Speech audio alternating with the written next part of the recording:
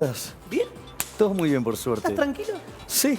Vos sabés que acá te tranquilizás. Acá sabemos que no hay momento para gritar, acá nos acomodamos. Si no me agredís, no hay ningún problema. yo no, por sos mi eso. amigo, así que Es no por hay eso, ningún problema. por eso. Pero bueno, pero vos me conocés. ¿Qué pasó esta semana?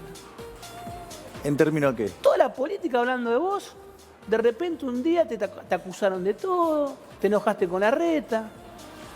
No, a ver, me parece que de vuelta es poner el foco sobre las formas y no sobre lo que dije, que era lo verdaderamente importante. Es decir, donde básicamente, así como están siendo expuestos a varias operaciones digitadas desde el jefe de gobierno en la ciudad de Buenos Aires, digo, el propio, por ejemplo, Rubinstein denunció, digamos, que el jefe de gobierno lo puso a López Murphy para perjudicarme a mí, o, digamos, el caso de Facundo Manes, digamos, señalando, digamos, lo que le está haciendo Larreta. Bueno, digamos, o sea, yo, digamos, dejé de manifiesto el tipo de operaciones que estaba montando, digamos, o sea, con medios afines. O sea, donde ya, digamos, o sea, en algunos casos se vuelve tremendamente obsceno, ¿no?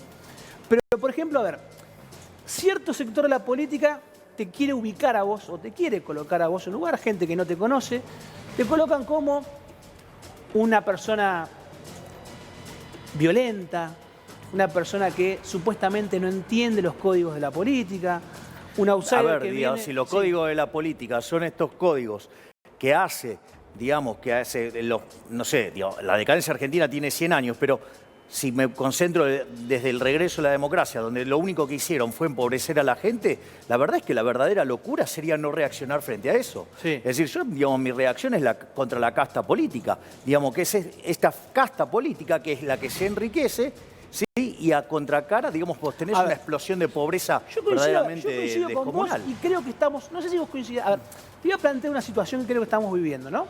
Estamos viviendo en un momento donde no se puede decir nada.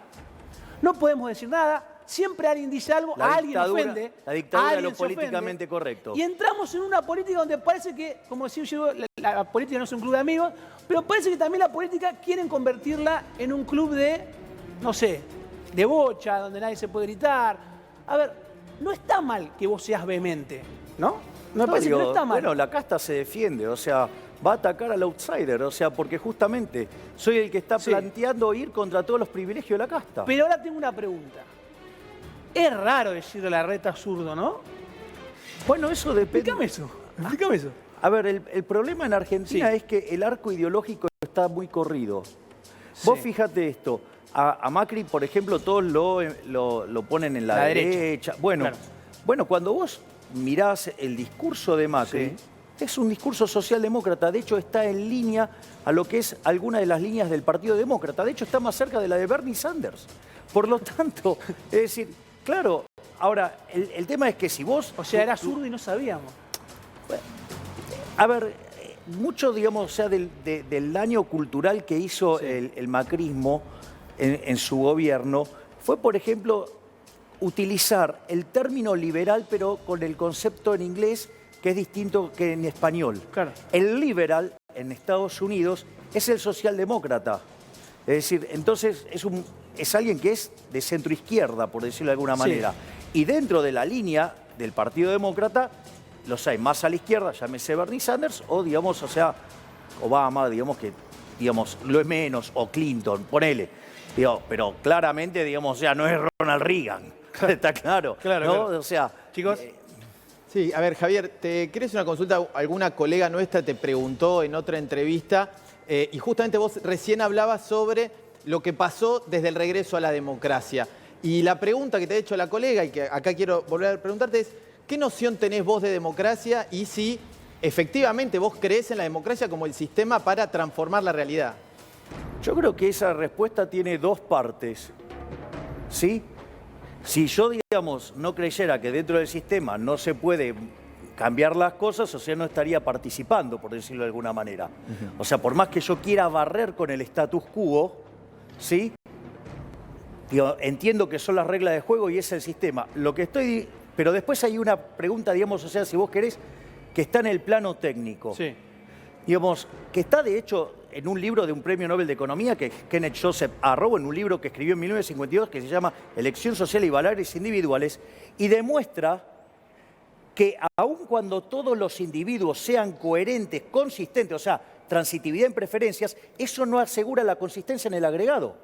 Es decir, entonces digo, vos tenés que saber que el sistema tiene problemas y cómo cuidarte de los problemas del sistema. Ahora, la realidad es que Pero, por ejemplo, vos cuando construís la República, ¿qué tenés? Tiene tres figuras, ¿no? Tiene la figura del presidente. La figura del presidente, ¿cuál es? La del monarca. Pero puede generar ¿en qué? En el tirano. Tenés la figura de la aristocracia, que es el Congreso, que puede derivar ¿en qué? En una oligarquía. Y tenés la justicia. El rol del sistema judicial es clave ¿para qué?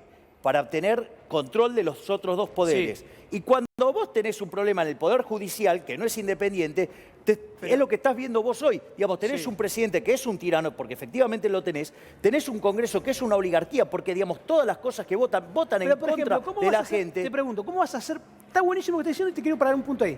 ¿Cómo vas a hacer para cuando ingreses al Congreso de la Nación?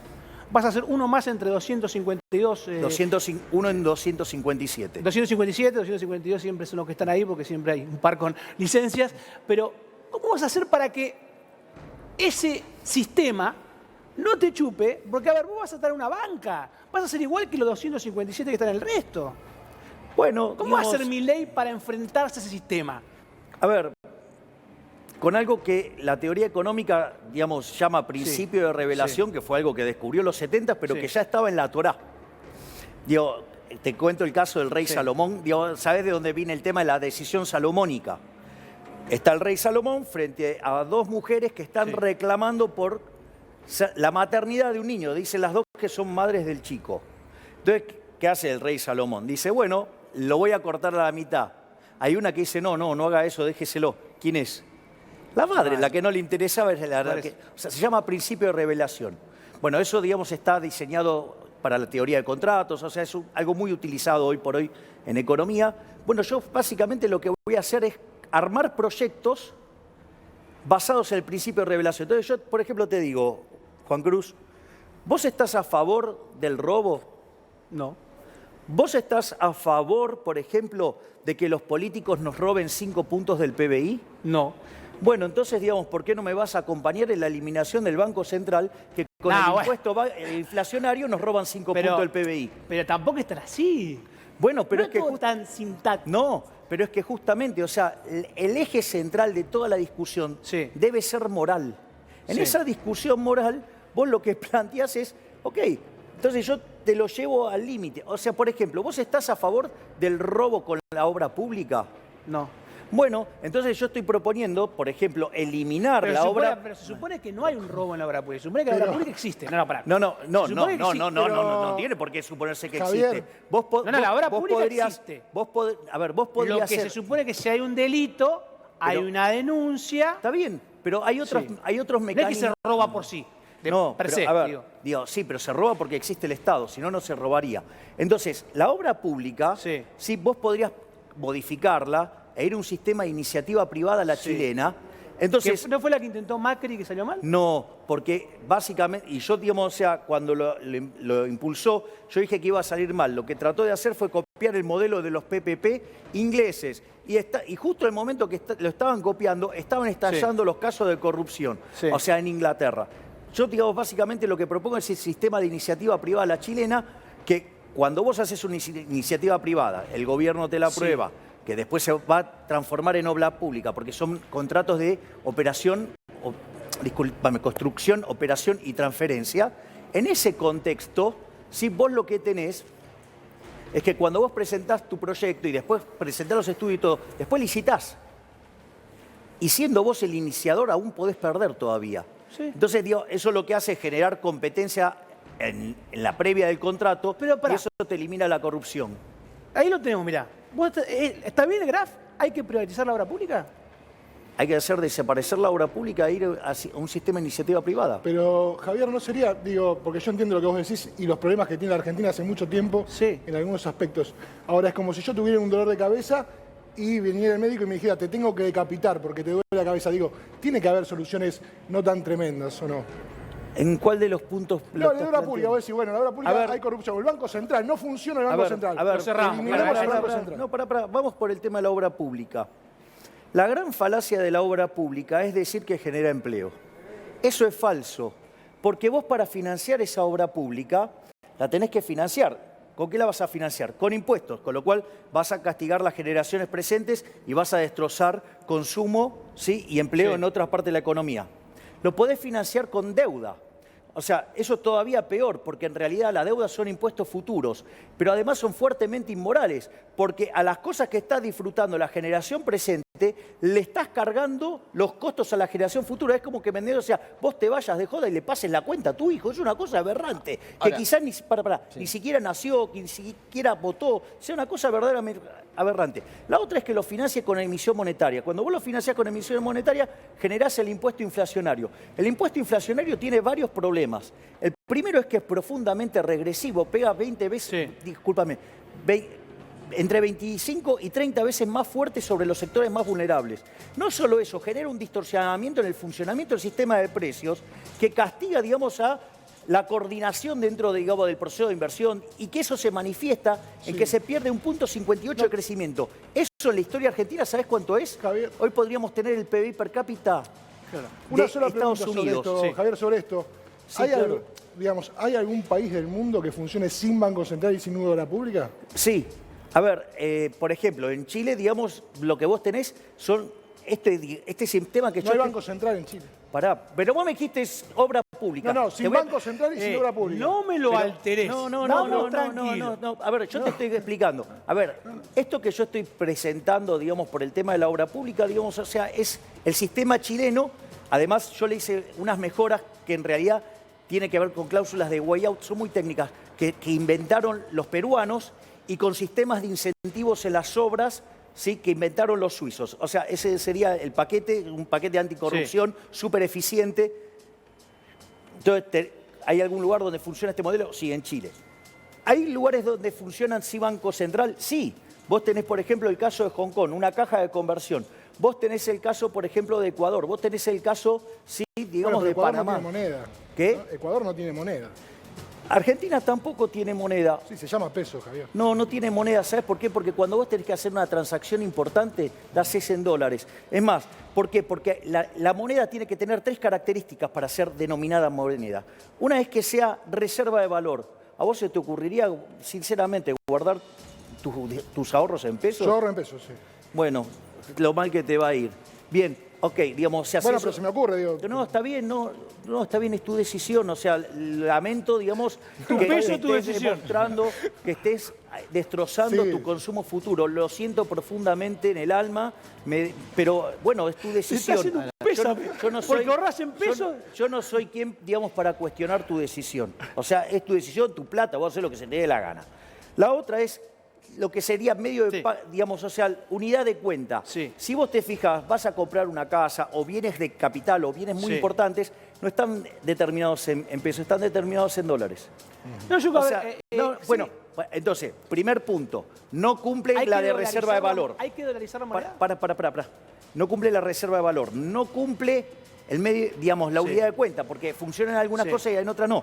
Y lo único que cumple es el medio de pago generalizado. ¿Por qué? Porque tenés el curso forzoso. Pero, por ejemplo, ¿vos considerarías dolarizar la economía directamente?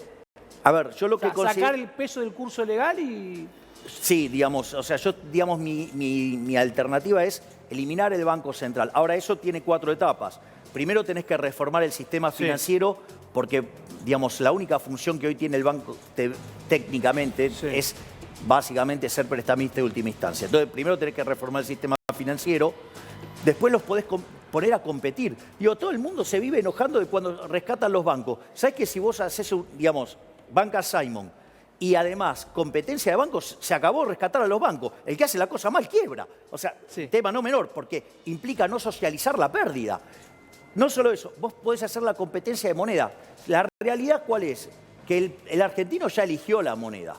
La moneda que eligió el argentino es el dólar. Sí. En ese contexto, vos lo que tendría que hacer el Banco Central, cumplidas las 3 reformas señaladas, es tomar los dólares que tiene cash para honrar la base monetaria Sí. y la deuda que tiene con el resto de las instituciones y con los individuos, ¿sí? Les tendría que dar un título público del Ahora, gobierno. Javier, y no se fue- acabó el problema. No fue mal cuando la Argentina hizo la convertibilidad de un peso a un dólar.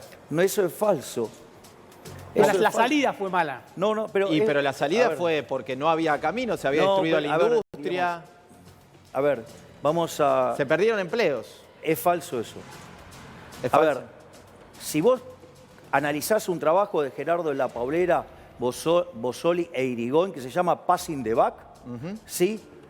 Lo que hace ese trabajo es analizar todos los gobiernos de la historia argentina. Sí. Casualmente el mejor gobierno de la historia argentina es el primer gobierno de Menem. Es decir, justamente, digamos, la convertibilidad. O sea, porque, digamos, la primera parte es digamos, los primeros 2 años la vive sí, pifiando. estabilizó, Pará. Después vino un segundo No, pero gobierno de Menem. pará. Digamos, bueno, en ese No, mismo pero ranking el politización, segundo todo. gobierno queda tercero. Claro. A ver, entonces, digo, después te puede gustar, no te puede gustar el resultado, bueno, eso es otro problema. Ahora, te la cambio pará, la pregunta, entonces, quizás. digamos, o sea, primero, digamos, vos tuviste 10 Sí. años de estabilidad. Segundo, en el siglo XX fue el único proceso de crecimiento genuino que tuvo la economía Por argentina. eso, O sea, y se ahí te creció pregunto, de ¿vos modo crees genuino. que la convertibilidad de ese 1 a 1 fue quizás demasiado extensa en el tiempo No es un... y eso generó que la salida haya sido tan No, mala? no, el problema no fue el 1 a 1. Porque esto es porque creer que el problema fue el arreglo monetario es creer que vos podés arreglar los problemas estafando Sí. a los más vulnerables. O sea, a mí me parece demencial eso. O sea, porque los que terminás castigando con mayor fuerza es a los más vulnerables. O sea, básicamente el problema con la convertibilidad no es el problema de índole monetario, no es el problema de reformas estructurales que generaron Sí. crecimiento genuino, sino que en realidad el verdadero problema fue, digamos, que el gobierno no quiso poner las cuentas en orden. O sea, vos no podés vivir con déficit fiscal permanente. Ahora, si vos Pero, querés, Javier, si vos querés vivir con una política de déficit fiscal permanente, vas a pagar las consecuencias. Argentina de los últimos 120 años, en 110 tuvo déficit. ¿Cómo querés que termine? Mal. No puede terminar bien. O sea, siempre termina mal. Cuando vos mirás la historia de las crisis argentinas, ¿sabés cuál es, digamos, de 24 crisis? Digamos, hay 10 tienen déficit fiscal alto y 14 tiene descomunal. Pero Javier, yo te hago una pregunta con esto que vos decís, y yo concuerdo en mucho lo que decís en los datos. Ahora vos decís, hubo 110 años de déficit fiscal. Ahora, la desocupación en Argentina grande, como la empezamos a conocer ahora, que nos hace cotidiano, empezó en los 90, Javier. Hasta que asumió cierre de Carlos Saúl fábricas. Menem en el gobierno. Eso es cierto. La desocupación nunca superó un dígito. Menem se fue del gobierno con un 18% de desocupación No. y 50% de pobreza. A ver, Digo, no, los ¿ese, dat- no, ese también es el mejor gobierno de la Argentina? no, es falso lo que estás diciendo. No, A ver, no miento, hay una- Javier. Quizá me equivoco, pero no miento. No, el dato es falso, digamos, o sea, a ver, Argentina, digamos, es cierto, hay una parte de lo que decís es cierto. Argentina es la primera vez que supera una tasa de desempleo por encima del 10%, ocurre durante el gobierno de Menem, cuando Argentina en diciembre del 94 recibe el shock tequila. Y después de ahí a Argentina le cuesta perforar Sí. ese 10%, pero no se va con ese nivel de desempleo. Quien se va con esos niveles de Es de la desempleo Rúa, bueno, sí. es de la Rúa. Bueno, Tenés razón. bueno, no es lo Tenés mismo. Ok, y eso ocurre en el medio de una ¿Qué es la crisis. continuidad? ¿O no? No, bueno. Y que recurrió a no es Cavallo lo también. mismo, no es lo mismo. Digo, Bueno, o sea, si vos crees que Menem sí. es lo mismo que de la Rúa, No, yo pienso bueno, que tenemos un Cavallo problema. empezó y Cavallo terminó ese No, proceso. pero a ver, mirá, ese punto, ¿sabes qué? A mí me encanta. Me encanta, ese punto es un punto muy bueno para discutir. Cavallo, sin lugar a dudas, o sea, es uno de los tipos más brillantes que ha tenido la historia argentina, sin lugar a dudas. Ahora, no es lo mismo que vos evalúes el Cavallo que fue presidente en el Banco Central en 1982, no es lo mismo que evalúes a Cavallo de la convertibilidad durante el primer gobierno de Sí. Menem, y no es lo mismo que vos evalúes a Cavallo durante lo que fue la crisis y la convertibilidad con De la Rúa. ¿Sabes por qué? Porque, a ver, vos sabés, digamos, cuando vos tomás los primeros libros de economía, ¿sabés Sí. cómo se llamaban? Economía política. Claro. Es decir, porque la economía es un instrumento. O sea, si vos no tenés el brazo Marx. político que te aguante, esto no funciona. Entonces, ¿qué es lo que quiere decir? Cavallo fue todo lo maravilloso que fue durante el gobierno de Menem, Sí. gracias a Carlos Saúl Menem. Y Cavallo terminó en problema que terminó durante el gobierno de la Alianza porque el presidente era Fernando de la Rúa. Javier, te voy a hacer 3 preguntitas que quiero. Son temas que queman esto que te voy a preguntar, ¿no? Son cosas que los políticos o los candidatos no quieren hablar. Y te quiero sacar definiciones sobre estos temas puntuales. Planes sociales, por ejemplo. Bueno, los planes sociales, no hay que sacarle Sí. los planes sociales a la gente. Sí. Los que tienen los planes sociales lo tienen que dejar ellos. Yo eso lo expliqué, por ejemplo, el otro día que estuve de recorrido por la Villa 31, justamente expliqué esto, cómo funciona.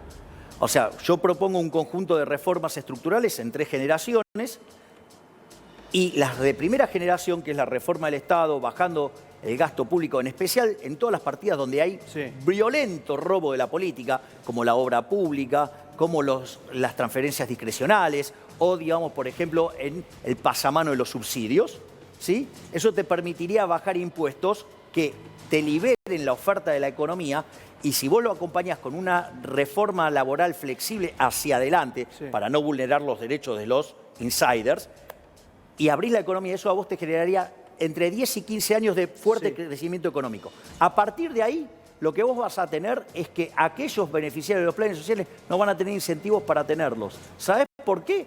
Porque van a tener un trabajo mejor. De hecho, yo ayer digo, porque ya los días, digo, ayer creo que fue... Está de ¿me entendés? campaña, O así sea, que está pronado. sí, pero creo que fue ayer que estuve. ¿Me comprendés? La misma gente te dice, yo quiero un laburo. O sea, estaría dispuesto a dejar... Entonces, lo que vos tenés que hacer es generar las condiciones de laburo. O sea, y que haya mucho crecimiento y que sea intensivo en mano de obra, que es lo que te acabo de describir en las reformas de primera generación. Por lo tanto, o sea, porque para mí los beneficiarios de los planes sociales, a diferencia de lo que Sí. opinan otros, que son parásitos, en mi caso, yo los considero una víctima del sistema, porque la presencia del Estado destruye acumulación de capital, no se generan Y ahora- puestos de trabajo Sí. y los trabajos que se generan son de baja productividad y por ende, digamos, o sea, no funciona. O sea, la gente no te termina de servir a la gente. Y ahora te hago la última pregunta, agradecerte que estés con nosotros. No, por favor. Reforma laboral, ¿sí o no? Es que vos tenés que inexorablemente ir a un sistema de reforma laboral que sea más flexible. Vos pensás que... Ay, qué palabra, reforma laboral y flexibilidad. Bueno, es como... está bien, pero ¿sabés? Asusta. Bueno, Caballo Menem. mira, a ver, yo entiendo que asuste, Juan Cruz, ¿sabés qué? Sí. A la gente también le asusta la Por eso libertad. te pregunto para que le saquemos el miedo a Por esa eso, gente, saquemos dale. el miedo. Mira, ¿qué te muestra la evidencia empírica? Sí. Que aquellos países que tienen los sistemas laborales más flexibles Sí. son los que tienen menos desempleo y tienen los salarios reales más altos. Pero a ver, expliquemos a la gente que está ahí del otro lado, que tiene miedo, ¿qué significa una Pero, a legislación ver, flexible? pará, a ¿Significa ver. que no tengo derechos? ¿Significa que el empresario puede echar, sacar? ¿Significa eso? No. Pero, a ver, digamos, claramente vos, a ver, hoy tenés 6 millones Sí. de personas que trabajan en la marginalidad. Sí. Así que, ¿de qué estamos hablando? O sea, el sistema está colapsado. O sea, hay 6 millones que no tienen ningún tipo de prestación de nada. Y si vos seguís así, Sí. el problema es que, ¿por qué te crees que el mayor desempleo se concentra sobre los más jóvenes?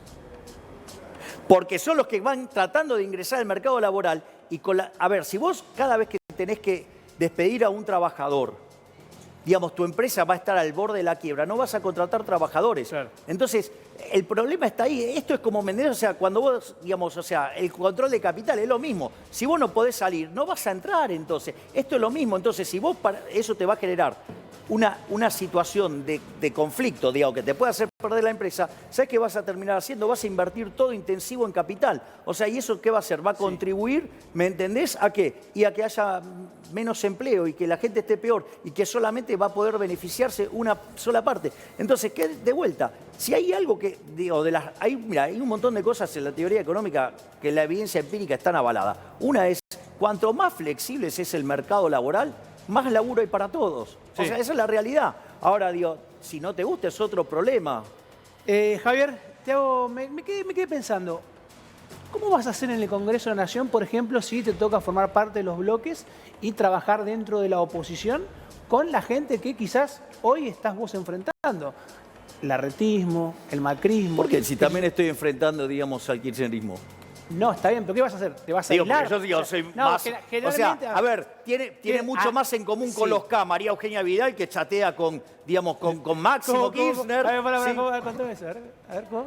Y claro, digamos, María Eugenia Vidal tiene mucho más en común con Máximo Kirchner que yo. Si ella chatea con Máximo Kirchner, yo no. O sea, es más, o sea, ¿Sabes por qué el te propio pregunto? Larreta, Porque digamos, quiere hacer un acuerdo con Massa. ¿Qué quiere que te diga? Trato de entender cómo va a ser Vos, mi ¿viste? ley Porque- en el Congreso, No, porque ¿no? la política es acuerdo. Claro, Javier, por no eso. se sabe confrontar, O sea, también yo- hay que yo- acordar algo. Me imagino, No, yo no creo en eso. ¿qué es un monobloque, por ejemplo? A ver, no, Pero yo si no hay digo, acuerdo, creo en ¿cómo hacer generás? proyectos, Sí. yo creo en hacer proyectos basados en el principio de revelación. Entonces, si vos no aceptás esto, Es casi algo- mesiánico. Claro, Tengo la bueno. razón yo y si no... a ver, no un- puedo estar un equivocado. proyecto O sea, tiene que tener una a ver, mayoría. mirá qué interesante, Sí. porque cuando yo llevé esto, y lo voy Sí. a plantear en estos términos,